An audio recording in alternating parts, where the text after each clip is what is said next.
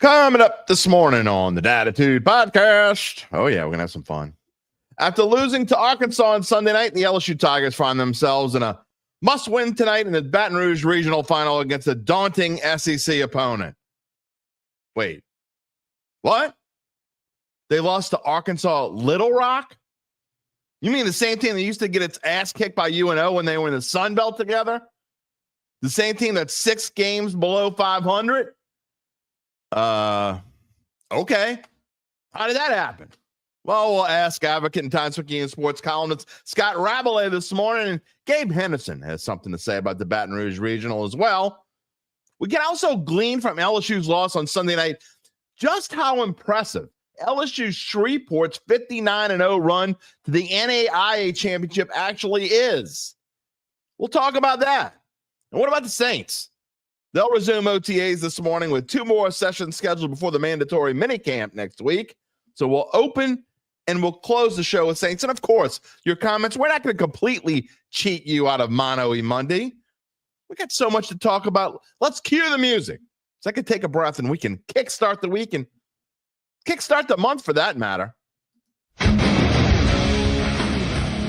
If you're looking for the latest scoop and in-depth interviews on the Saints, the NFL, the Pelicans, LSU, along with the best bets of the week, then lucky you.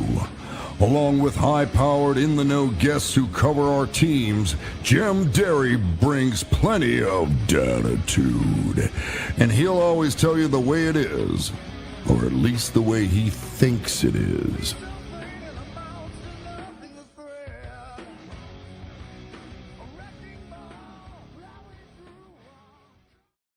Where you at, Dattitude family? Y'all ready for summer? It's the official beginning.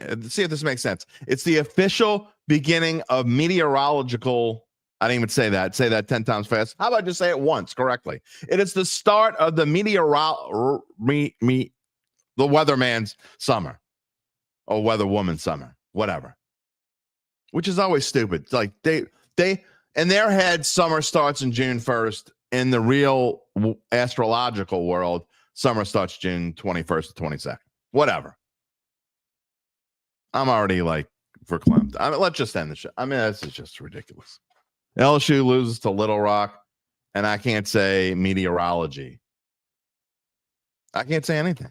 I'm tongue-tied. And y'all get this? Did y'all see this? There's potential talk about hurricanes in the Gulf next week. What the hell? I ain't ready, y'all. I just ain't ready. But what I am ready for is Dattitude, episode number 381, presented by Evangeline Securities for a Monday, June the 2nd, 2025. June is here. Yay! Let it be hot. Uncle Big Nick's like the only person on the planet who's even happy about it. June sucks. No, I mean, June's not as bad as July and August suck. My birthday's in August. My wife's birthday's in June. I would rather my birthday be in June. At least you got a chance at like maybe 60s at night. A nice little breeze blowing in it. Now, in August, what do I have for my birthday? No. Anyway, I ramble on. I'm your host, Jim Derry, nearly 35 years in New Orleans sports media scene. I thank you for being a part of our ever-growing Dattitude family. LSU, what the hell was that? I just told Gabe, I didn't realize this, but I put on, it's a fairly new shirt. I'm like, I'll wear it on Dattitude, whatever. I put it on, and then I realized I'm wearing Little Rock colors. It was completely unintentional. But, you know, when you lose to Little Rock, who gives a shit? It is what it is. All right, what's on the show today? You can see it there. We can put it in purple gold for you. Scott Rabalais is on the show today. He will be coming on. I know it's usually Mono E Monday. I don't want you to feel like I completely took away from you. We're going to start and end the show with Saints today, I promise.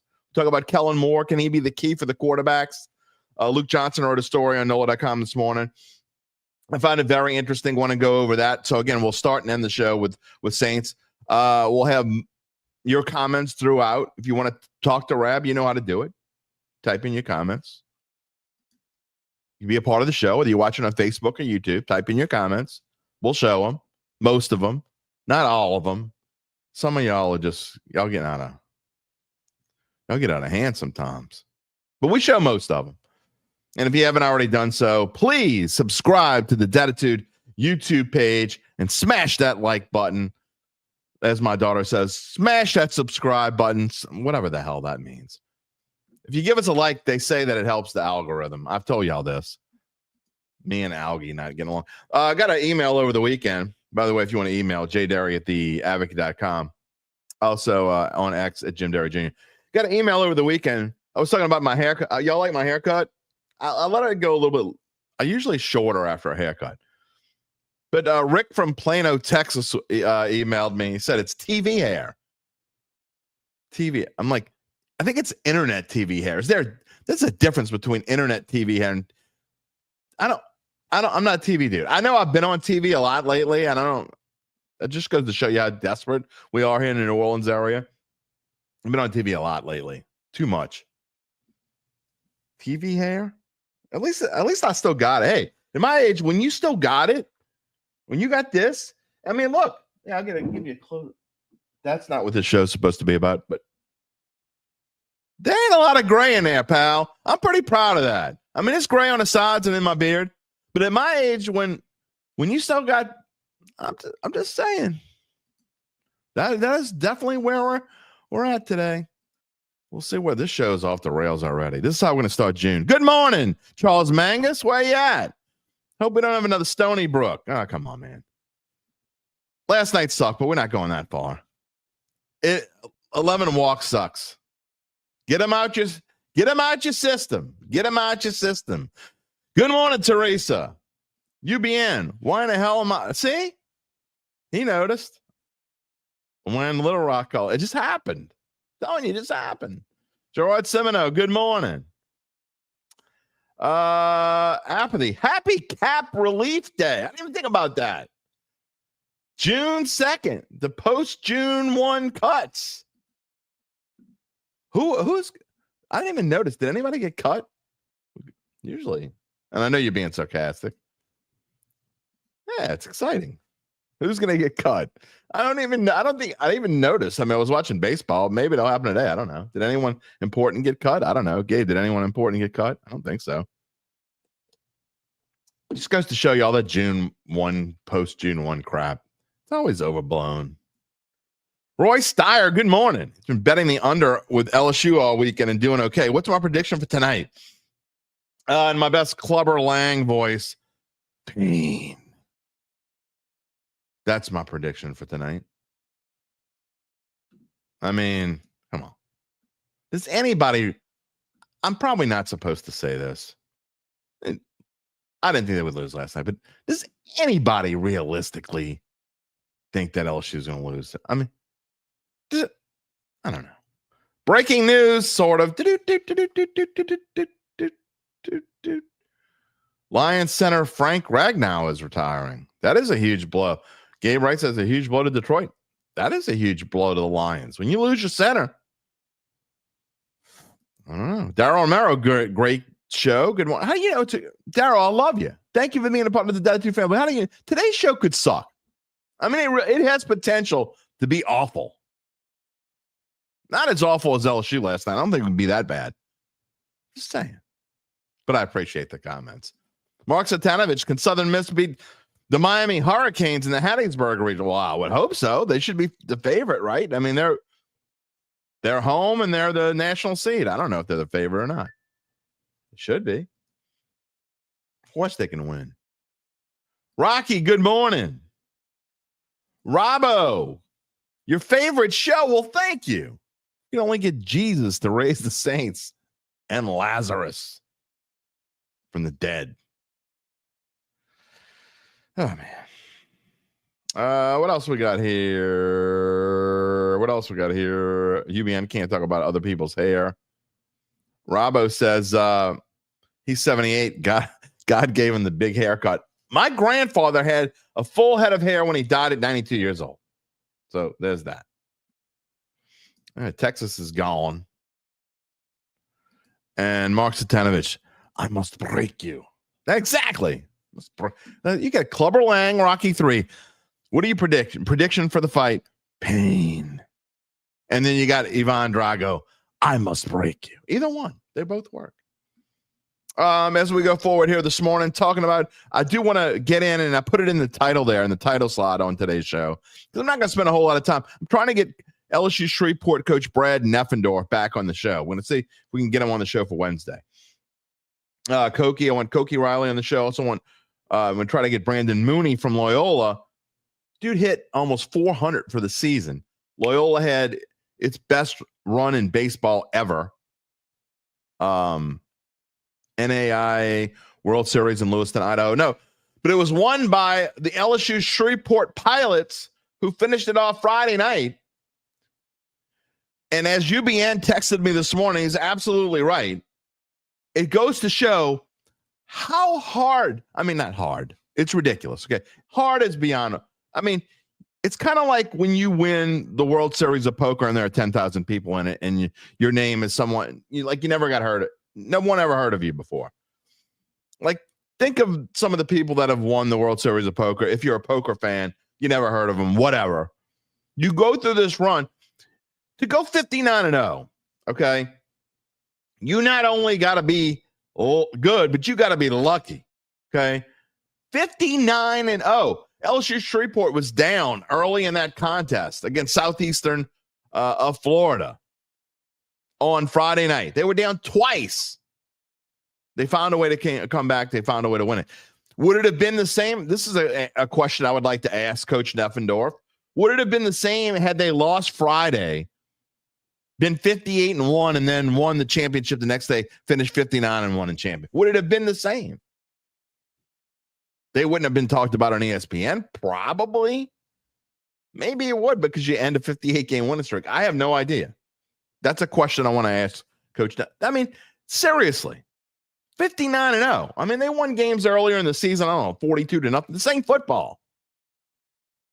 So my hat goes off, and I tweeted out Friday night that I think, I mean, I'm not ready to say it's the most impressive thing I've ever seen in sports, but it's up there. It's got to be in the top 5 things. I mean, I get it. It's LSU Shreveport. It's NAI, whatever. You could say whatever you want. But think about how impressive that is. To go 59 games without losing. And then again, when you get into this tournament thing, you're playing teams that are on your level or whatever. So you could say, oh, they're in a, I don't care who you play, how you play, when you play. Think about LSU last night. Playing a team that going into their conference tournament, okay? Going into their conference tournament, before last weekend? 10 days ago, 11 days ago, 12, whatever, however many days ago, Arkansas Little Rock was 19-32. And on no planet, in no world, should they be beating LSU. Okay? If they played 20 times, and maybe they'll prove me wrong and win again tonight. But if Little Rock and LSU played 20 times, and you're talking about a Little Rock team that probably they've used all their starting pitchers, they're in a worse spot pitching wise than LSU. LSU was only playing their 3rd game. Little Rock was playing their 5th or whatever it was, 4th or 5th or whatever it was. They were down to the bowels of their bullpen. They pitched some dude pitched last night like 5 innings. A guy had a 5 ERA in the Ohio Valley Conference. But he's pitching against LSU and pitching lights out. Meanwhile, LSU's walking 11 guys. Man, I mean, so again, it goes to show you how ridiculously impressive it can happen. So if LSU can lose to a Little Rock team like that, how does any team go 59-0 in baseball? It's just, I mean, I dare, if LSU Shreveport played Catholic of Baton Rouge, and I'm not trying to be funny, but if LSU Shreveport played Catholic of Baton Rouge, who was, in my mind, clearly the best team in the state of Louisiana in baseball, in high school, if LSU Shreveport played Catholic of Baton Rouge 59 times, I don't know that they would win 59 times. It's just crazy. Anyway, We'll talk about that with Scott Rabalais. Not so much LSU Shreveport, but I wanted to mention it. We're going to spend probably, I think Rab's going to be on the show for about 20 minutes this morning. Supposed to come on at 11:20, so he'll be on any minute. Game 1 of the NBA Finals, Thursday night. I don't want to sound like a hypocrite, okay? I'm not trying to be a hypocrite. I've said it before. We don't want the Lakers, Warriors every year. We don't want the Celtics every year. Whatever. But this is boring. I'm sorry. Oklahoma City and Indiana, boring. I don't care. I mean, it's Gabe shaking the head. I mean, you want average Joe fan to care? I don't care. I really don't care. Is it a great story? Yeah, maybe. I don't care. I don't care. I just don't. I mean, you got minus 700, Oklahoma City minus 700, young upcoming team. Okay. Great story for them. You got the Pacers.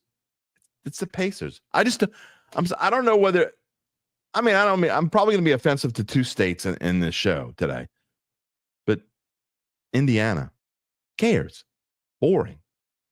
Indianapolis is, and I don't care if I piss anybody off when I say this, of all the cities that I've been to in my life, and I've been to most metropolitan cities in this country, at least once, most of them, not all of them, probably 70% of them. Indianapolis is number one in the most boring list. And it just who cares? So anyway, if you like the Pacers, or if you think there's going to be an upset, which I don't, I wouldn't bet this. If I told you before, I wouldn't bet Indiana when they were plus 700. I'm not going to bet them when they're plus 500. Boring. Speaking of boring, and I might sneak in a question with this.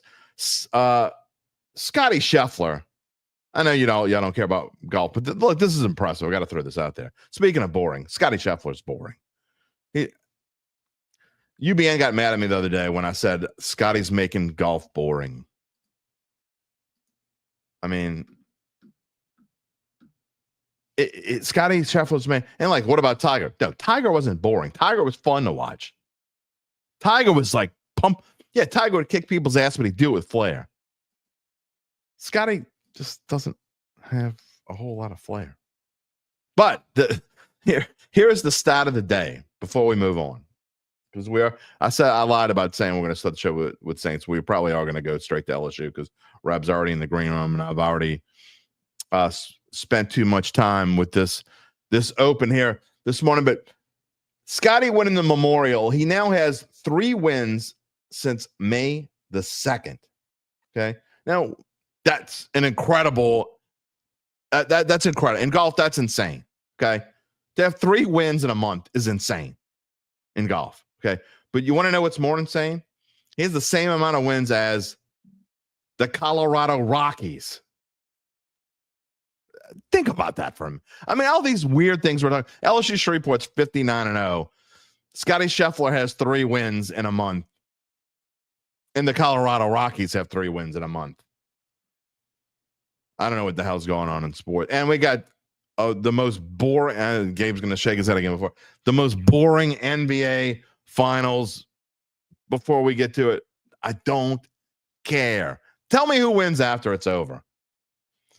All right, before we get to Scott Rabalais, Gabe Henderson, and you, of course, you're going to get to our friends at Evangeline Securities. Of course, they are a company that can help you decide if it's the right time to sell your family to run a privately held business. And just as importantly, they can tell you what that business is worth. You interested? Is that you? Is it someone you know? It's time to reach out to Evangeline's founding and managing partners, Nick Braden and Ryan Hemelt. They will start by scheduling a complimentary valuation from their offices, either on Poiter Street or in Lafayette. From there, you'll be well-informed, begin to make the decision on if you want to proceed. And they skip right past the regionals and super regionals, and they'll send you straight to Omaha or Miami or Europe or wherever the hell else you want to go. You choose. Does it sound good? Well, it'll sound even better later in the show. In the meantime, you can check them out at www.evangelinesecurities.com. Phil Mariandi. Good morning, Shockers. Robbo Combs was born in Indiana and left as soon as he could walk. I'm not trying to piss off the great people of Indianapolis, but I'm telling you, of every major metropolitan city I've ever been in my life, Indianapolis is the most boring. It just is. Sorry. Now, I haven't been there in, I don't know, 30. I haven't been there 90. Yeah. I've been there 30 years. So maybe it's less boring today than it was 30 years ago. JoJo. Scotty is a model of consistency. He doesn't make mistakes. You have to make birdies to beat him. His, quote, boring play is just boring because you know what you're going to get from him. I'm not saying that. It's just, I think it's his style. I don't know. I want him to be something he ain't. I guess I want him to be Tiger. I don't know. I don't know. I don't know what I want. I just can't get into it all that much. You know what I can get into? Great Scott Rabalais. Good morning, sir. How are you? I know you probably disagree with my take on Scotty Scheffler that is boring because, I mean, you are Mr. Golf when it comes down to, but I mean, it's just, I don't know. With Tiger, there was flair, is exciting, and with Scotty, it's just ho hum. He's doing it again. He's just kicking everybody's ass, and he's just like, "Oh, sorry about that. Sorry, I kicked your ass." He's definitely more Ben Hogan-like than Tiger-like. That's for sure. Just kind of methodical and goes back. Doesn't show a whole lot of emotion until maybe after the win. But boy, he's getting it done. Like, I love that. I saw that stat last night. For as many wins as the Colorado Rockies in the last month. That's insane. I mean, it really is. I mean, first of all, to win 3 tournaments in a month is insane. Yeah. I mean, I don't care who you are. I mean, it's just ridiculous. But to have the same amount of wins as a Major League Baseball team through the last 30 days of the year, it's just I don't know what's going on. He's remarkable. I do appreciate what we're seeing with him. I think especially now that he's won a second type of major, the PGA. Go with his 2 master styles. I think we're definitely seeing the beginnings of an all-time great. Yeah, I think that's and, he's got a long run to go. If he stays healthy, he's got a long run to go. And I don't want to. We're going to talk about LSU this morning. I only have full limited time, but just, I mean, you could see when he was coming up and before he got that first win at the Waste Management. I think it was the same day as the Rams and Bengals played in the Super Bowl. And he was like 40-1. That's the last time you'll ever get Scotty Scheffler at 40-1 until he's probably like 46 years old. But, just you could see him coming up. And that once he won, I did have that feeling about him. Once he won that first tournament, that he was just going to kind of go on a run. And he certainly has. Yeah, he's a remarkable talent. And I know the guys on our copy desk probably roll my eyes when I mention it, but his caddy, Ted Scott from Lafayette, he's been on the bag for all of his wins. The guy they make a great team. They have similar personalities. They're both very religious. And I tell you, Teddy thought his career was over when he and Bubba Watson split company, but now he's at a second act, and he certainly helped. He's kind of like the mentor out there on the course, and a pretty good golfer himself. So I think. Tip of the cap to Ted Scott too. I texted him this morning. I said, "Congratulations on another win." I hadn't texted you since the PGA, but there's just so much winning. It's hard to keep up. I mean, it really is. Well, I know it's hyperbole sometimes to say it's crazy, but it just is. I mean, to see what he's doing in 3 years since he's winning. I mean, I don't expect it to end anytime soon. We'll see what's going on. Okay, let's talk about the LSU Tigers, and a lot of Tigers fans. Excuse me, Rob. I'm a little verklempt just talking about it. But, Tigers fans are being Tigers fans. Oh, it's the end of the world. I mean, this just goes to show they can't win anything big. This is, even if they win tonight, how far can they go? It's the end of the world as we know it. How do you put into perspective? It is a big deal, but how do you put into perspective a loss against the Little Rock team that just 2 weeks ago was 19-32? Yeah, I mean, a lot of different thoughts. First of all, it's baseball. Anything can happen. The Yankees just lost to the Rockies, right? That's right. A couple of weeks ago. One of those 3 wins. One of those 3 wins were against the Yankees. So there you go. It's baseball. Anything can happen. But this should never happen. This should never happen. The LSU in a regional at home with this much on the line, with the momentum they had from first time ever. LSU shut out Little Rock 7-0, shut out Dallas Baptist 12-0. First time ever LSU has started a regional or a super regional with back-to-back shutouts. Now, of course, that you can only put Gabe Henderson once and Anthony Ianson once, and now you got to leave it up to the rest of the guys. But this should never happen. Little Rock's got an RPI of 243, the worst RPI of any team in the entire NCAA tournament. I looked at they averaged, Jim, playing in front of 269 fans. This season. Wow! I know there were 11,000 something people at Alex Park Stadium, but they can't hit, and they can't pitch, and they can't field, and so this is what happens. Yeah, they're a hot team. I agree with that. Little Rock is now 8-1 in the postseason for the conference tournament and this regional, but this still should never happen. And this LSU team does lack focus sometimes, and it really bit them at a really tough time. And now they're facing a lot of pressure in this winner-take-all game against a team that's certainly got confidence now. And they didn't just nip you by a run. They didn't just beat you in some crazy play. They beat you by 6 runs. And LSU just played a bad game. They had 11 walks. 8 of those guys scored. LSU left the bases loaded twice. They were better with runners in scoring position than I expected. They were 4 for 12 from runners in scoring position. That's better than I thought the LSU was. But they just couldn't get the offense going. And it should have been a game where, okay, Little Rock scores 10 runs, you score 15. But that didn't happen, and now they got to make it happen tonight. And in a game 7, that's just it's hard to believe we're at this point watching this, but here they are, and we're going to see what happens. Jim Derry here with Scott Rabalais on the Dattitude podcast on this Monday morning, presented by Evangeline Securities. As Rab said, LSU against Little Rock tonight, game 7, 8 p.m. on ESPN2.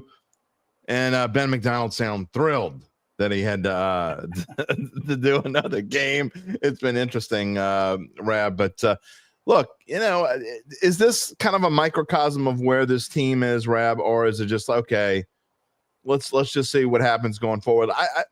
I'm worried. We've talked about the hitting, but when you give up 11 walks, I mean that's concerning. As you brought it up, and 8 they scored 8 runs off those 11 walks. I mean, you just cut those down to 2 or 3, which is kind of what they've been doing. 4 walks. I mean, you're going to win. You probably win the ball game, but 11 walks. I mean, it's hard for any team to win like that. Is this something to be concerned about going forward? The good thing is if you get to a super regional, if you win tonight, get a super regional, you do get Ianson and Gabe Henderson, and maybe you don't even have to worry about a game 3. Right. But you get to Omaha, you are. Oh yeah, I mean you need a third pitcher in Omaha, to give you a big start or something like that. I remember Ty Floyd was that third guy in Omaha 2 years ago, and he struck out 17 in one of the final games. So, yeah, you need that. So, but you got to worry about today, obviously, just getting past this game, getting to a super regional. It's again, I'm shaking my head because this looked like LSU just got set up with the easiest path that you could just about ask for. They got a top 8 national seed, which means you play a regional at home. If you win, you play a super regional at home. The team they were paired with, Clemson, is hosting their regional. They're out. West Virginia is the team waiting, but there's a lot of fans in Little Rock rooting for the Trojans. There's a lot of fans in Morgantown, West Virginia, rooting for the Trojans tonight because I'm sure if Little Rock wins, the Super Regional is going to be at West Virginia.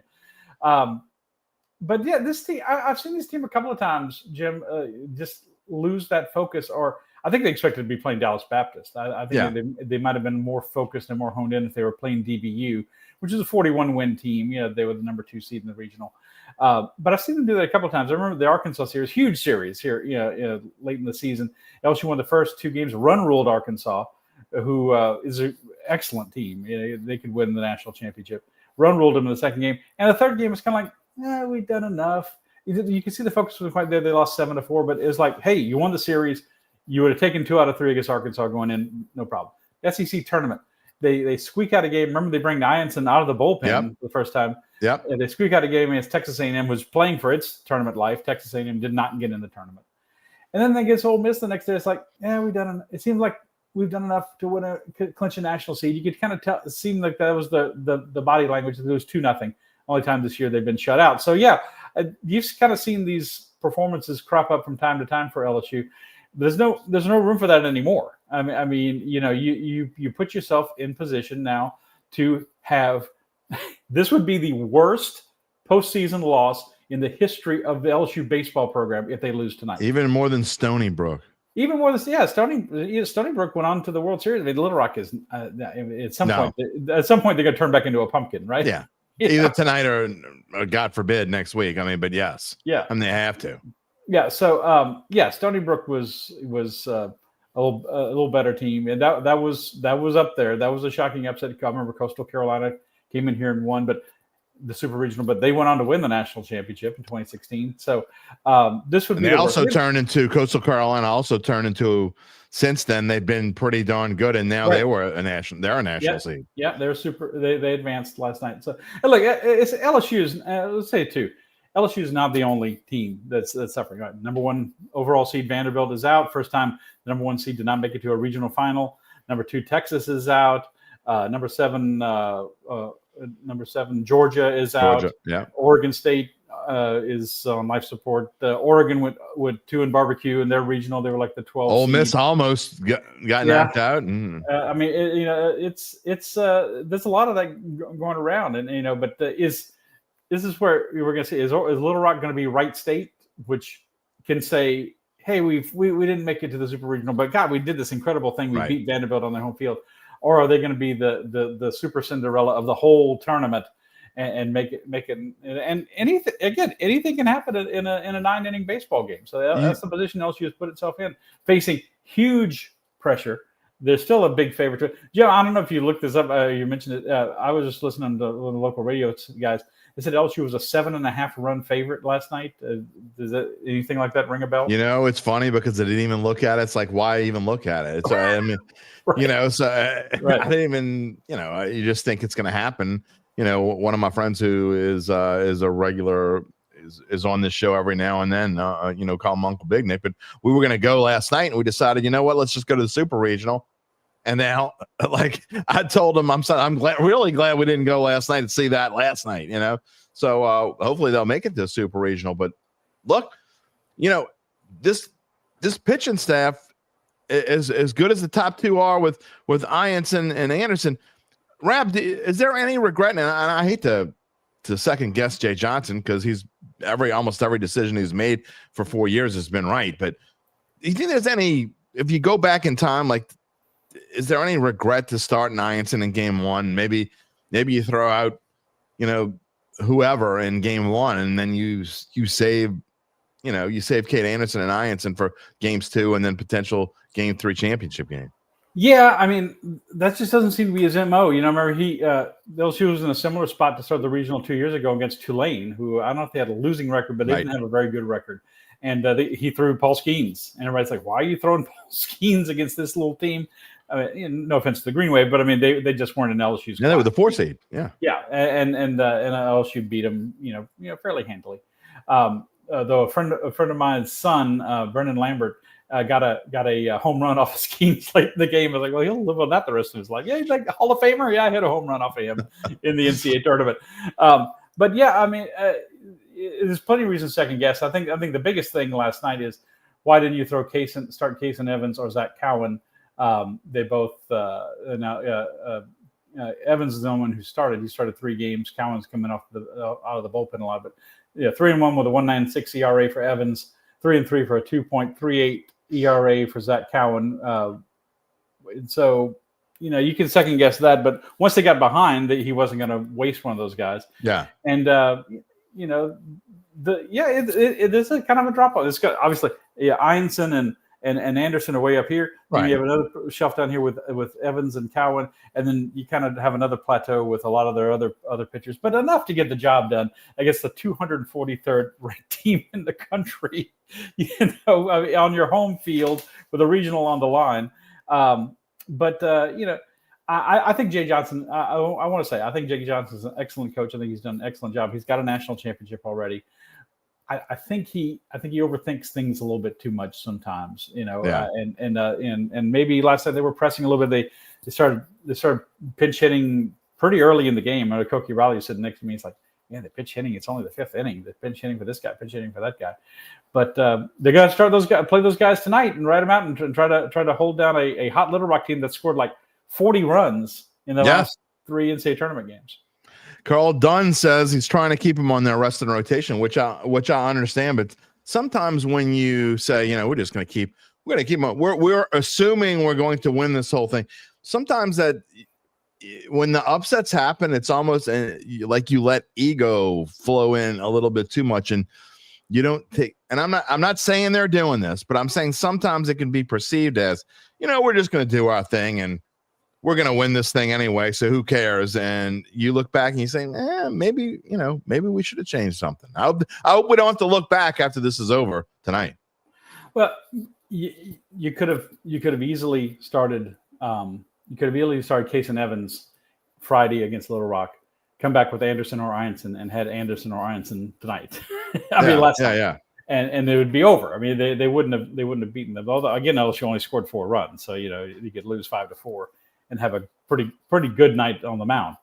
But there's plenty of room to second guess. I think the biggest thing is this offense has been kind of hot and cold. I mean, obviously it was a big thing that they gave up 11 walks and 8 of those guys scored. I mean, they out-hit Little Rock 11-8, for the game. LSU got their hits, just couldn't get the timely hits.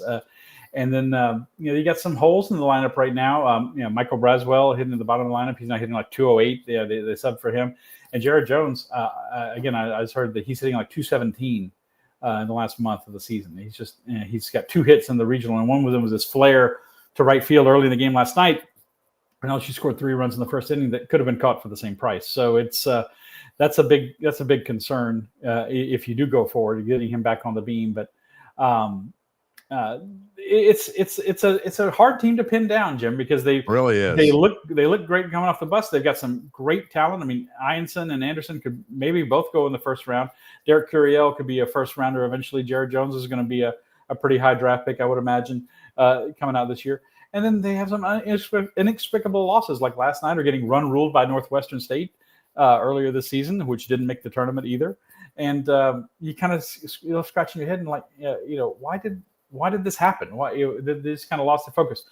I think all this said, I think we're going to see a more focused, determined LSU team tonight. But they better come out and get the lead early on Little Rock and kind of put them in their place, because they let them hang around or get a lead. It's scoreless going into the 5th, or Little Rock's up 3-1 or something like that. That's really going to spell trouble. And once again, LSU is the visiting team of this game. Are they? Yes. Yes. How is that? It's some kind of formula. Who's been the visiting team the most, or something like that. It's stupid. It's one of the worst rules. That's really stupid. If you've done enough, you're not playing on neutral sites, right? If you've done enough to be a national seed, to host a regional, you should get to be the home team in every game. It's one of the stupidest things. I complain about it every year. They used to make them go to the visitors' dugout. At least they talked about that last night. Their home, they at least get to stay in their home dugout. Many regionals, LSU at the old Alex box would have to go to the third base dugout, which is a little more Spartan. But it's one of the stupidest rules. But the LSU's a visiting team once again. So both games, the regional final, the visiting team. I never understood that. What I just assumed, and I assumed wrong, but I said, okay, they're going to make all these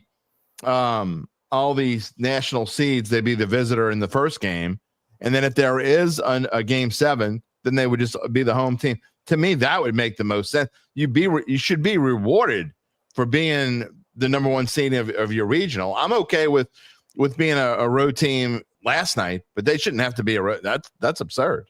I didn't realize that. Gabe was telling me that. I didn't realize that's what he meant when he was talking about it earlier. This is LSU's 4th regional game. They've been the home team twice, and now they're the visiting team. That's just absurd. If they make it the super regional, they'll be the home team and the visiting team. I think they might have a coin flip. I think that's where the coin flip comes in. If you go to a game 3 of a super regional, and then in the College World Series, I think it's always the highest seeded team. Oh, it's the old everybody gets a trophy world that we're living in today, Rab. That would have never been the case. I don't know, 10 years, 12, whatever. I'm old. I don't know. It stuff like that bothers me. Real quick, do you think there's any chance? Interesting. You brought up about Anderson and Ianson pitching in the same game in the SEC tournament last week. Any chance that if they're desperate, I mean, hopefully it wouldn't come to that, but if LSU's desperate, any chance you see Ianson for an inning or 2 tonight?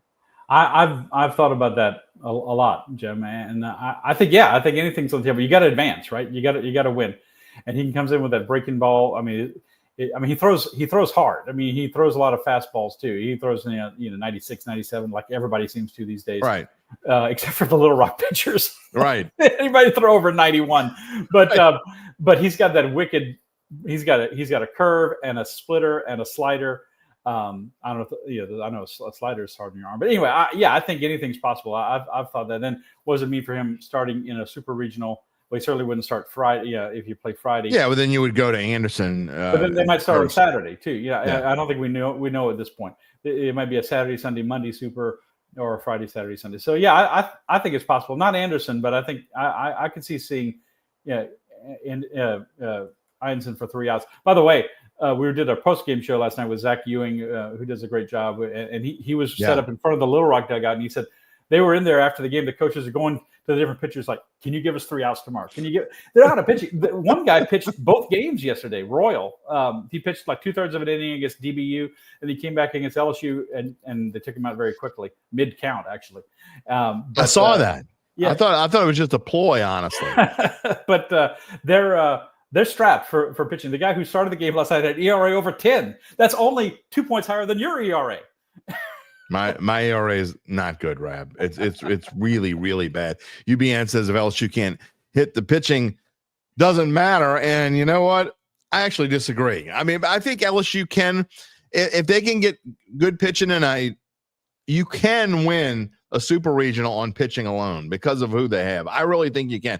Now, it does matter when if and it's a big if at this point, getting to Omaha. Gabe, would you look up, by the way, the odds of LSU's futures right now, what they are to win the World Series? Because I do think it's interesting. I was thinking they were a great bet. Now they might be a little bit more of a value play. The odds may have changed a little bit, but I think you can win on pitching alone until you get to Omaha, Rab. You tell me if you agree or not. Yeah, no, I agree. I think in Omaha you got to have it all. You got to have the hitting, the pitching, and the defense. But yeah, I think right now, yeah, you can if you get a good effort out of Evans and Cowan tonight, or however you combine it, and they could carry you through the whole game and hold Little Rock down to 2 or 3 runs, and then should be able to do enough on offense against this woeful team that is done. I mean, that's their fifth game now. They won 5 straight games to win the OVC in 4 days, so they kind of feel like they can do it. But yeah, I agree with you. I think it should be enough, Jim. It should be enough just to be. This is one of your strengths, or that's one of your strengths, and one of them comes through and you get it done. They still hadn't made an error in the regional or something. The defense has been good. That hasn't let them down. Should we knock on something here? I'm sitting in a wooden chair. But baseball is a very superstitious game, as we know. But boy, it's I can't think of anything like this. You think of the huge upsets in LSU history, losing to Miami of Ohio in football in 1986, or Troy, also the Trojans in 2017. That's right. UAB. Football. UAB was a big one, but this is the postseason, and you would never have this set up right in the college football playoff. LSU would never be have such a high ranking and playing such a team with a low ranking, or even maybe in the basketball tournament. LSU could. Wouldn't it be fun if basketball did something like this? If they had like regionals and like all 16 national, I think this would be fun in basketball. Yeah, we're gonna see. There was a lot of talk. I was in Destin last week for the spring meeting about them expanding 76.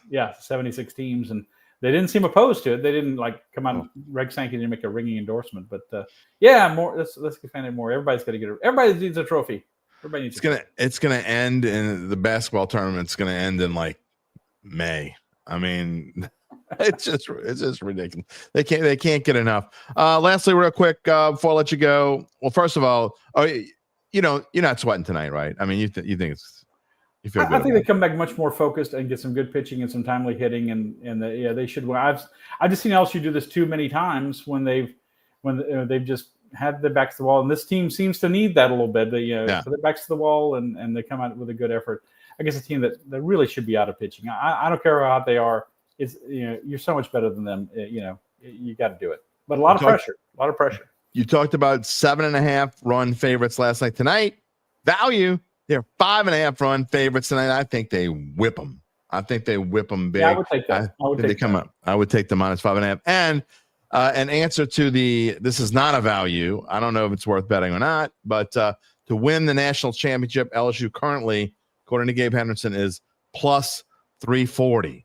So I mean not a great value, but you know. What's again? Some of the top teams again have gotten knocked out already. So there's no dominating team, right? No, there's not. It's really not. I thought Vanderbilt, because they won the SEC tournament, and the SEC is so highly regarded. I thought they were a weak number 1 overall seed. Texas lost a key player, I think one of their best pitchers during the season. So I know Koki had a scout tell him that they are not going to win the national championship, and obviously they're not even going to get to Omaha. And Georgia is always Georgia.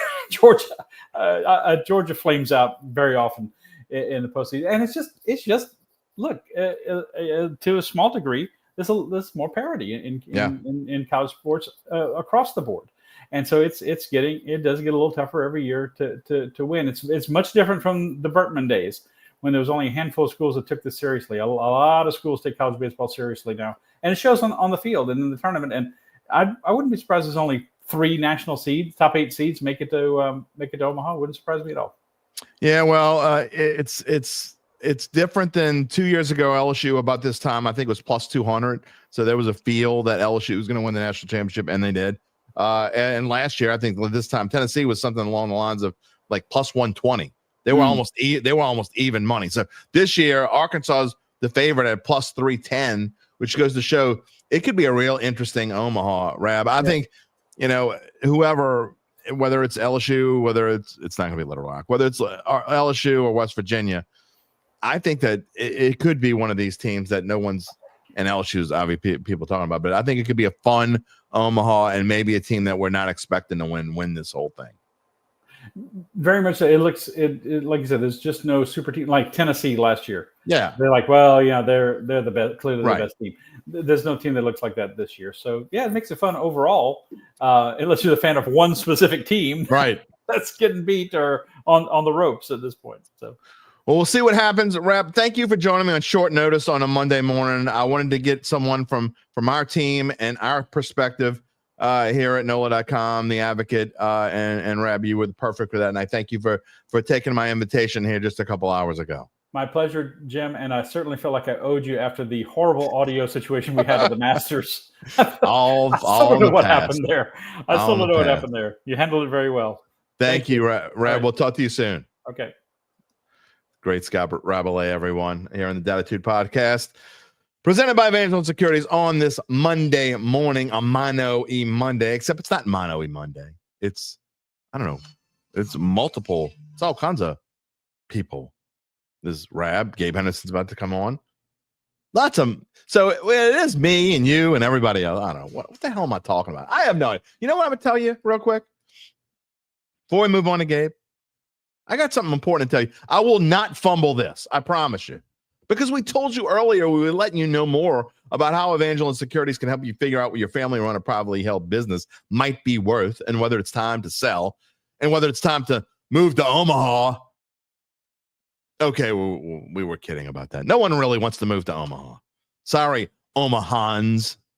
What the hell you call yourselves? I mean, no ill will. I've already pissed off Indianapolis. Now I'm pissing off the people of Omaha. I mean, no ill will. I mean, we eat too well here to want to live in Nebraska. We'd also rather hurricanes, because we know they're coming, over pop-up Category 5 tornadoes and winters where it could get to 10 below with blizzards. But I digress. Sorry about that. After Evangeline runs through a complimentary valuation of your company, if you decide to proceed, native New Orleanians Nick Braden, Ron Hemeld, and the folks at Evangeline will begin an extensive auction process from established private equity funds from around the world. See how excited I'm getting? And they'll maximize the return process for the founder and his or her family. Evangeline Securities is the top producer on their platform. There are very few companies like them in this area, and none with their dedication and success. They're fully licensed. They're ready to serve you. So get in touch with Nick and Ron about what's really important. It ain't who's pitching for the LSU Tigers tonight. It ain't how many teams going to be in the NCAA basketball tournament next year. It ain't even the Saints OTAs, a mandatory minicamp. You know what's really important? The rest of your life. And you can find them at www.evangelinesecurities.com. Before we move on to Gabe, a couple things. You being smartass. You watch a lot of baseball. You never seen a team win scoring 0 runs. Well, no, you're kidding. They'll score 4 runs by default. They played as awful as they could play last night, and they still scored 4 runs. So that's the bare minimum they're going to score tonight. 4 runs. Smartass. And if you hold the other team to 0, you're going to score eventually.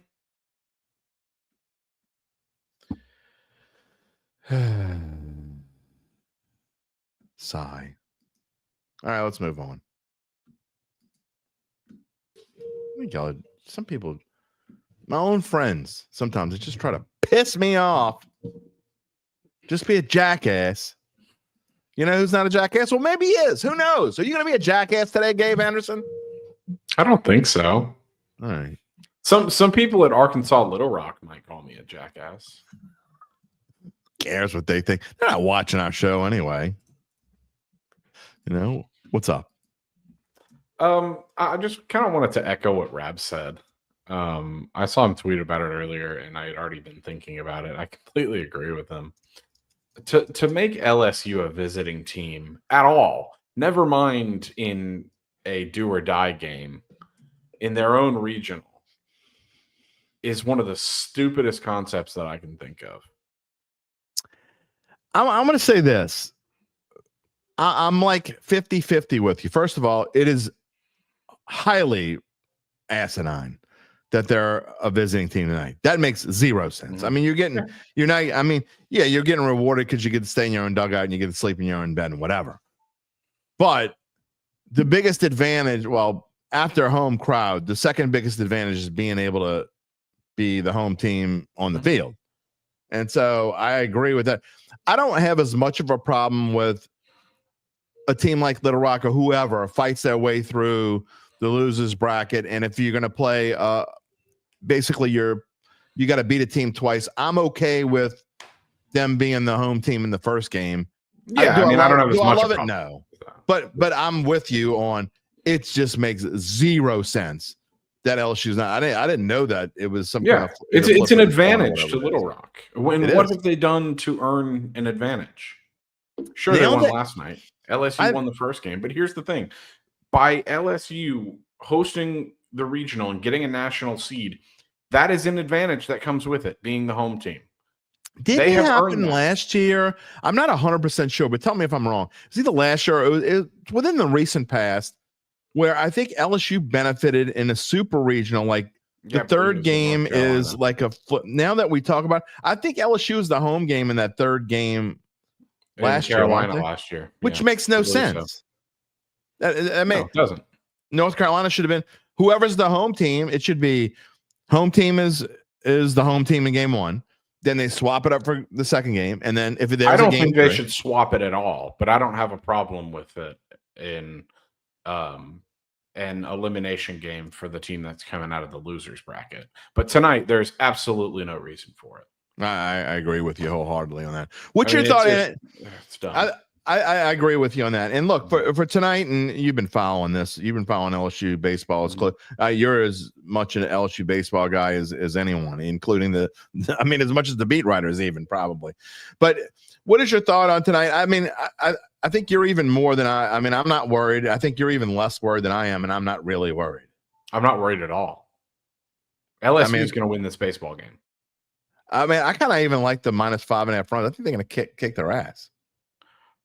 I don't bet run lines that big in baseball. It just baseball is any given day, unless you're LSU Shreveport.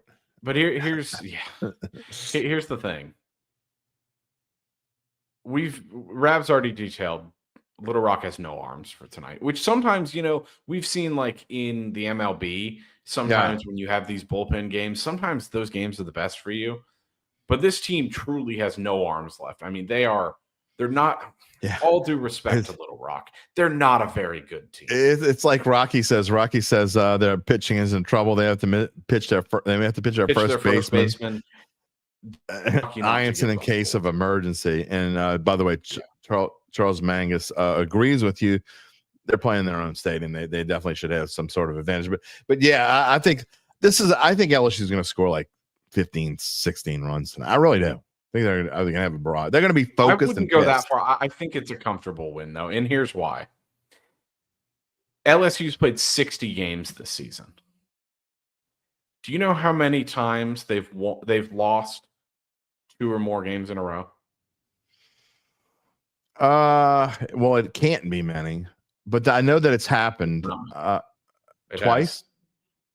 It's happened 3 times. Oh, because they lost two. It happened. They lost 2 series, 2 SEC series. But They lost lost to Texas A&M, right?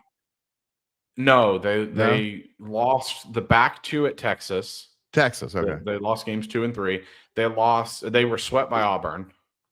Yeah. And then they lost the last game of the series to Alabama and lost to, I believe it was Northwestern State. Yeah, right. Rab was talking about that. They got run ruled. Yeah. So those are the 3 times this lost 2 or more games in a row. Yeah, well, I don't. Only one of those times, both those games were at home. Yeah. They're gonna and as Rab said, one of those games was kind of a, we've already won the series. What else do we have to do? And then just a fluke midweek game, which happens in baseball. It happens to the best teams in the country.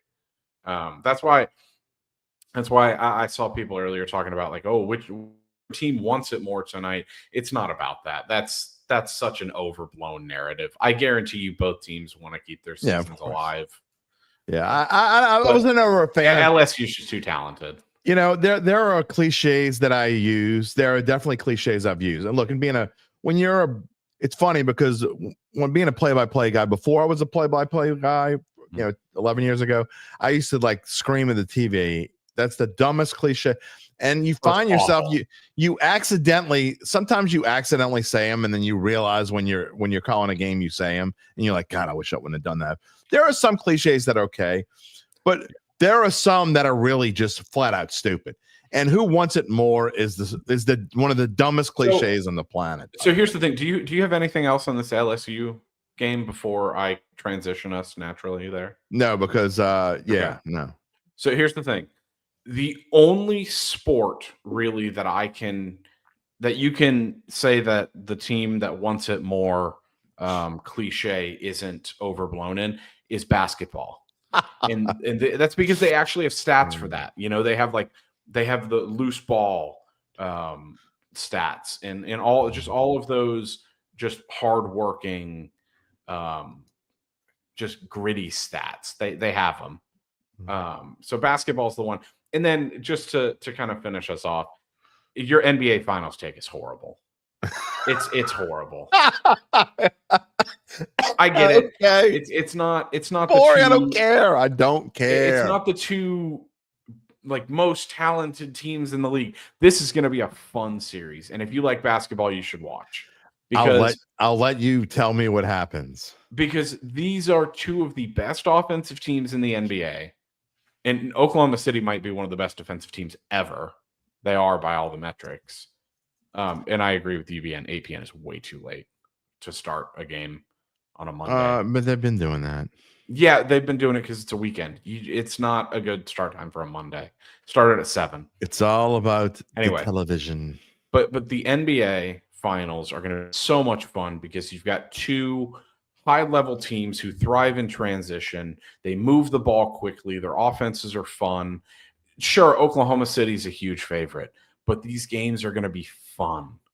Preview of the World Series is this weekend, so I could give a rat's ass about basketball. It's the Cubs, it's the Tigers playing this weekend in Detroit. I will be watching. Take the field. I will be watching that. We'll see. It ain't happening for your ass. That's it. Choosing to watch regular season baseball over the NBA Finals is a crazy decision. I'm crazy. They've called me crazy before. That's all right, UBN. You're not going to see 2 teams that shoot 123s in the series. Programming note, and I know I pushed it back before, but we are definitely, because of all the baseball stuff I want to talk about on Wednesday, we potentially going to have 3 guests in the show on Wednesday. So Gabe and I will be doing our first list, top 32 quarterback rooms in this century, ranking from 1 to 32, not quarterbacks, going by team from team team ranked number 1, the team ranked number 32. We're taking each of the 32 teams, their best 3 quarterbacks over the course of this century. So in other words, just not to give any spoilers, but I'm not saying they're number 1. They might be number 1 for one of us. They might not be. Who knows? But if you went by Green Bay, Brett Favre, Aaron Rodgers, and Jordan Love, that's their quarterback room. So you would rank Green Bay by them as opposed to, I don't know, the Houston Texans. Who's the top 3 Texans? Is David Carr in there? Absolutely not. I would put Brian Hoyer and Ryan Fitzpatrick in there before David Carr. This is going to be fun because our Texans, quarterbacks probably won't be the same. The 3 quarterbacks we won't use. So that's going to be fun. I've already gone through them for most of the teams in the league, and there are some tough decisions that you have to make. The Texans one is very easy to me, though, and that's mostly because they've only had 3 good quarterbacks. The Saints is going to be pretty easy too, but Saints was very easy. Texans were also very easy. It's funny because the haters will. I mean, the Saints. Look, I don't want to get spoiler alerts, but the Saints are the 3 best quarterbacks in the 2000s. It's not even close. Okay, no, it's clearly.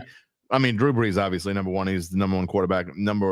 Maybe the top 3 quarterback of all time, top 5, whatever. It doesn't make a difference. The point is for the Saints, if you think there are anyone other than Drew Brees, Aaron Brooks, and Derek Carr in that quarterback room, then you cray. You don't have Spencer Rattler in there? Oh shit! I forgot about Spencer Rattler.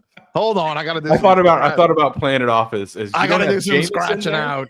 But I thought if I said, "Oh, you don't have Jameis in there," you might think for a second that I was serious. Jameis. Yeah, no. If you look at the Texans, it's very clearly Matt Schaub, Deshaun Watson, and C.J. Stroud. So. Yeah. That okay.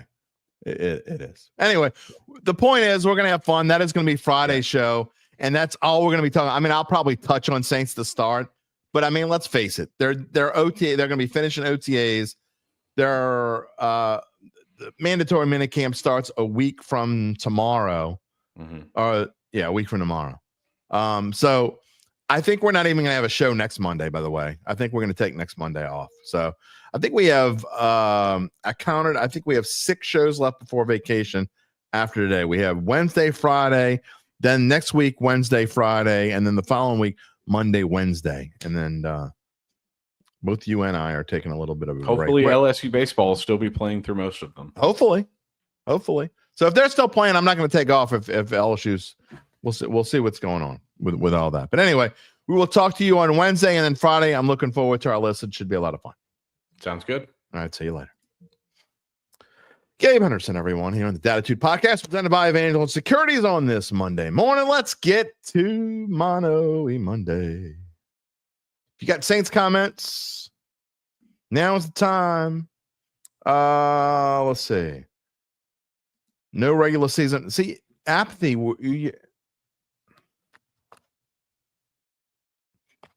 Come on, man. It's this century. It would be hard if you think of who are the 3 best quarterbacks in Saints history. That might be a fun show. I mean, it'd be a short show. I mean, Drew Brees is. I mean, how long would you really talk about Drew Brees? I mean, he's like number 1, and number 2 is like, I don't know, like in the basement. We don't even have basements here. I don't know. How far would you have to go to get to number 2? I don't even know who number 2 is. I guess it's Archie. If you're talking about all time, right? I mean, I would probably Archie never had a winning season. I know a lot of people go by wins, and I'm biased towards Archie Manning anyway because I grew up. He was clearly my favorite player growing up, like until probably I was 18, maybe even further than that. Archie Manning was my favorite player. UBN says I may have to explain what this century means. You're joking, right? I mean, I think you're joking. Chad Gage wants to know who, if any, Saints will play flag football in the Olympics. Do we care? Another thing, I don't know if I care. I mean, that things that I want to care about. Ivy Abear wants to hire Ryan Terrio. For what? What do you want to hire Ryan Terrio for? I'm not sure. Here's another one. Earl's Picks, Cajun Ken. This century. Bobby Abear had long been retired when this century started. Now, that's a good question. What if Jake Delhomme got the job? I'm going to tell you this, Anthony, and I've said this before. It's probably fate that Jake Delhomme didn't get the job. Because if Jake Delhomme got the job, I'm not sure there's ever a Drew Brees in New Orleans. Just saying. Just saying. Going back to LSU real quick, Linda Benefield wants to know, what about Little Rock getting new Marucci bats for the game? We were talking to LSU, now we're talking about the Saints. But that's okay. I'll take your question because it's a good one. Hey, they got new bats. They worked. But it's like if you were listening to what Ben McDonald and company were talking about last night, a lot of times new bats are just in your head. Yeah, I got a new bat. It's going to work. And then it does work the first time you hit it, and then you got confidence. I mean, you know as well as I do, just about it. You know, Linda, it's not just hitting. It's not just pitching. It's not just sports. It's about life. When you feel confident about something, you're much more likely to do better about it. You know? Reginald Porter said Drew is the GOAT. He's the GOAT when among Saints quarterbacks, clearly. But look, I don't think you can call Drew Brees the GOAT of all time in the NFL. I mean, you can make an argument for it. Rocky says Brees, Archie, and Abear all time. Okay, maybe. I don't know if I'd put Bobby there. It's like a cluster at 3. Earl, for this century, I'm sure you're talking about. No chance. Teddy's not even in the top 5. Teddy only started 5 games. You can't put somebody who started 5. It's the reason why Jameis doesn't qualify. How many games did Jameis start as a Saint? I don't know. Like, I think it was 7? 9? Not a lot. Not enough to qualify. Yeah, Lindo, they were using the 10. Jameis started 10 games. Yeah, I mean, that's not enough to qualify, in my opinion. I will say this. You could, if you really wanted to, and put Jameis, I think you're crazy. Jameis didn't do enough here to qualify, in my opinion. 10 games, I guess, theoretically, that's enough when you're talking about one guy who basically started 2/3 of the century here. Linda, going back to your 2026 model. Yeah, I mean, look, I don't care. I mean, I don't know if you're just asking me because I could see LSU fans getting upset that they got to use new bats. If that's what you're aiming at, I definitely don't agree with that. I'm fine with them using new bats. As long as they're legal, use whatever you want. Use toothpicks if you want. As long as they're under those limits, they can use whatever they want. Now, that being said, I'm not a huge fan of these rocket launchers that they use at the plate. I wish they wouldn't, but that's a whole different story. That's a whole different show. Rocky says Brees is top 4 all time. You can make that argument. I think that's realistic. I don't know who I would say. Because, see, my rankings aren't necessarily, they're not going to be stat based. They're going to be more on what I've seen eye test, which means it's hard for some people to do that, especially if you're younger, because you never saw like the Joe Montanas play. See, the stats from the old days are just completely different than they are today. It's hard to do like Joe Montana versus Tom Brady. Well, Tom Brady won average Super Bowl. So what? I mean, Trent Dilfer won a Super Bowl. Does that mean he's better than Dan Marino? No. So I don't care about the Super Bowl argument is dumb. Okay. Terry Bradshaw won 4 Super Bowls. Does that mean Terry Bradshaw is the second best quarterback who's ever played football? Absolutely not. I mean, it's like Apathy says, DBs could mug the receiver in the days of Montana. They could also blow the quarterback up and just clothesline him. Gabe says the Super Bowl argument is dumb when it's the main argument. Yeah, that's it. I agree with that. It's also a good when it's compliments his record-breaking passing stats. I get it. Yeah, okay. I'm that's completely a valid argument. But when somebody starts off with he's won X amount of Super Bowl, it's the same as like, I don't know, Gabe, in NBA, how many titles did Robert Horry win? Isn't it like 6 or 7? 6? I mean, so he won the same amount of titles as Michael Jordan. Who cares? Billy Kilmer didn't play here long enough. And he played for some really 7. He won 7 titles. Mark Gapsky says Dan Fouts is an incredible quarterback, never had a defense. So moving on again, we're gonna have a shorter show than usual. Get your comments in because we got about 5 to 7 minutes left in the show. And I put the schedule up there because I kind of want to reiterate where we are. There's a story, and I wanted to highlight. I want to promo a story that we have on NOLA.com, written by our own Luke Johnson, who we haven't had on the show in a while. Got to have him back on soon. But Luke wrote a story, NOLA.com/sports/Saints, talking about Kellen Moore and how he broke in as, when he broke in as a play caller in 2019. He took over a pass-heavy team, turned Dak into this great passer, or had an influence. Let's don't say he did it by himself, okay? But he had a huge influence on Dak Prescott, okay?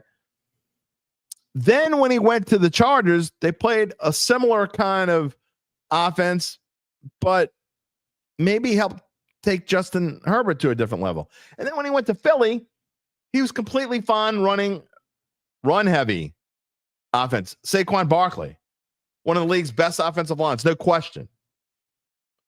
So what Luke talks about is how we don't really know what this Saints offense is going to look like yet because you don't have a Herbert, you don't have a Dak Prescott, and sorry, AK-41 lovers, you don't have a Saquon Barkley, okay? Now, clearly the strength of this offense right now has got to be Alvin Kamara still, but I don't think that means that they're going to be more running-based heavy. In fact, the first quote in Luke's story, which is, 6-7 paragraphs down, it's Jake Hayner saying it's very quarterback friendly. Doug Nussmeier says, who's the OC, he's going to be working, obviously, with the quarter. He and Scott Tolzien are going to be in there with the quarterbacks. We put a lot on the position, but we want them to feel when they go out there like the offense is working for them. Quote, they're not having to work the offense, if that makes sense. Yeah. You're trying to take pressure. And, there's one thing that Spencer Rattler said in here. Where is it? Let's see. Spencer Rattler's quote I found interesting. Talking about RPOs and how he ran a ton of RPOs in South Carolina. Again, I encourage everyone to go read this story. It's a great story. It's kind of really nice insight. Talks to all 3 quarterbacks. Sorry, Hunter Deckers fans. He does not talk to Hunter Deckers. But quote, Rattler says, if you can just get a couple quick completions going, get settled in, get the offense settled in, that's super beneficial. You want to get the ball in your playmakers' hands as quick as possible. That's what this offense is kind of centered around. Excuse me. So, obviously, you got to get things moving. And when I first read it and I first was thinking about it, I was like, well, maybe it's not quite the thinking man. I don't want it to sound like that. Maybe it's not quite the if you got to think about it, then you're going to be hosed in this and running this offense. And then I started reading about it. And the Rats quote kind of opened me up to where you're just moving. And what did Spencer Rattler do best last year? Again, Chuck's going to win this job. Okay. But one reason why the Rat might be good in this offense is because, and not just the Rat or anyone that's inexperienced, might be good in this offense is because one thing I like what Spencer did when he was moving is he seemed to be better. You can't be stagnant. This is kind of offense where you're going to be moving around. Okay. And maybe it is one of those things where you're doing your reads before the snap even takes place. There are going to be fewer opportunities to throw deep balls, but you're going to have a better idea of where you're going with the ball before the snap. And one of the main things that Spencer Rabalais had problems with, I thought last year, was after the snap, he could not digest what he saw. And that's something that I don't know that gets better. But if you're taking a little bit more time, I mean, you're going to be moving, don't get me wrong.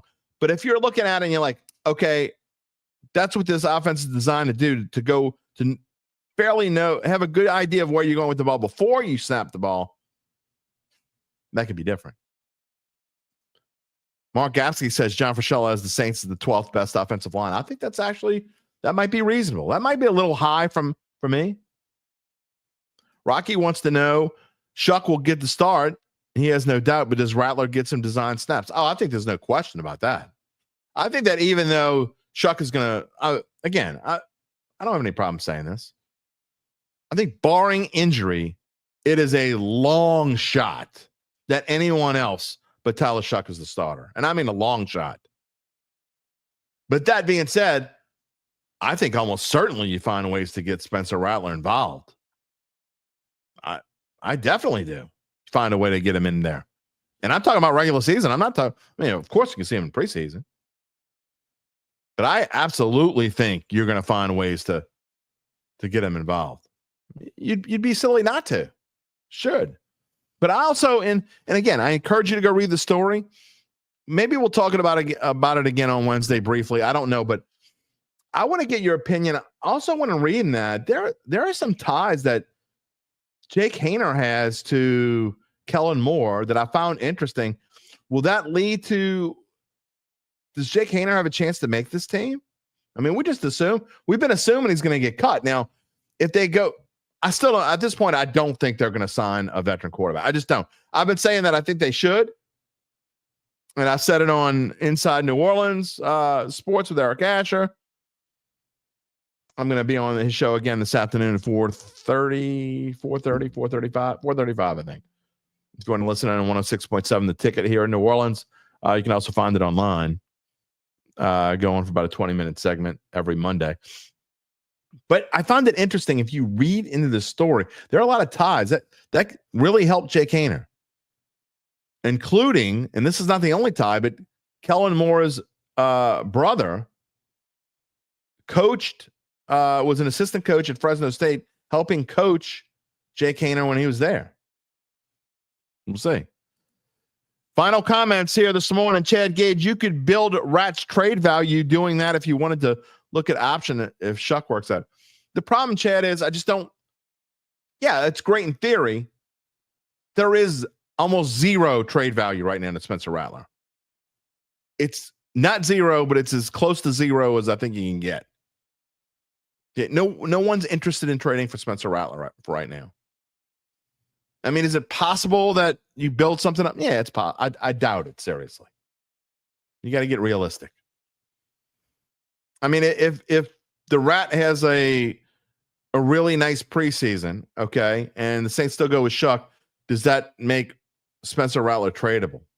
Probably not, because there are going to be several other quarterbacks. They're going to be quarterbacks that are sitting out there in the free agent market that go nowhere. What's going to happen with Kirk Cousins? I mean, seriously, where does Kirk Cousins go? I have no idea. I have no idea where Kirk Cousins goes. Phil Mariani says Deckers will be a surprise if he can stick. I just don't think he's going to stick. I mean, you're going to cut Haener over Deckers? Maybe. If they sign a vet, again, I don't, at this point, this is why I don't think they want to cut any of those guys. If they sign a vet, they would have to cut probably Haener and Deckers, right? They're not going to keep four quarterbacks. I just don't know what they're gonna. Where's Cousins? I just don't know where Cousins is gonna go. I mean, if Rodgers may not sign. Yeah, that's not nice. If your grandma had wheels, she'd be a bike. People riding your grandma? That ain't right. I'm just saying. I mean, is that what you're trying to say? Whoa. This show's going. It's time to end this. This show's going to quote Ozzy Osbourne. We're going off the crazy train. All right. It's a good show for a Monday. You know, it's one of those shows where when LSU lost last night, I'm like, all right, you're going to do an LSU show. And I know so many of you come here to talk about the Saints, but that's not what this show was meant to be. We're not going to be 100% Saints all the time. We want to be more of a we want to be more of a local sports show. I mean, look, when LSU starts playing football, y'all going to be okay with us talking about LSU football. You be okay with us talking about college football and all that. We have to talk about other things besides the Saints sometimes, especially at times like this when, I mean, this, you know, the dog days of summer routine, dog days of summer here. You can only talk about the same thing so many times, man. I know y'all can talk about Saints any day. I get it. Rest of the week again, Wednesday. I'm going to try to have Koki on, talk about LSU, hopefully talking about a victory and what they're going to do in the Super Regional against West Virginia. Hopefully going to have on Brandon Mooney of Loyola, talk about Loyola's season. I'm interested. I want to hear about, we had Jeremy Kennedy on, week before last? Want to get Brandon on, and I want to get Brad Neffendorf on a real show, not just his own little segment. Want to get that on. Mark Gapsky says he needs his po' boy list. I'm gonna give it to you, man. I promise. I can't tell you exactly what I've been busy when I'm not here for Dattitude the last week and a half. That's gonna slow down. You want 90% Saints and 10% LSU. Yeah, it's not. It's not. Doesn't work that way. David +1 says LSU's baseball is disappointed many times in the past, so it's easy to be worried about tonight. You know, David, I think that's just there's something about not every LSU fan, but a majority of the LSU fans. Man, it's Chicken Little, baby. The world is falling. It's closing in. Closing in. Sky's falling. Come on, man. They're going to kick their ass tonight. If I'm wrong, I'm wrong. I'm not eating Pro Boy of it. By the way, if LSU loses, I am not eating a Crow Po' Boy. All right, that is going to do it for us on this. Thanks to all of you, Charles Manguson, all of you, the regulars. Everybody was here this morning. Chad, well, not everybody. Where was Who Dat Daddy this morning? I missed Who Dat Daddy on a Monday. Phil Earl's Picks was here. Rocky UBN. Who else was here? Apathy was here. Reginald Porter. And I know I missed a few people in there. Thanks to all of you. Again, the regulars, that maybe they're on vacation. I can't wait. By the way, Racetrack helped. I really got to work on Racetrack being a sponsor of this show. I mean, I've given them free pub enough. They have some mornings where I just couldn't get through a show, especially on a Monday, without my Racetrack. Got to do it. I mean, maybe it helps my TV hair. I don't know. I know. It helps me to end this show. And that's what I'm going to do right now. I was going to wrap it up for this Monday. I want to thank today's guest, Scott Rabalais, Gabe Henderson, and you.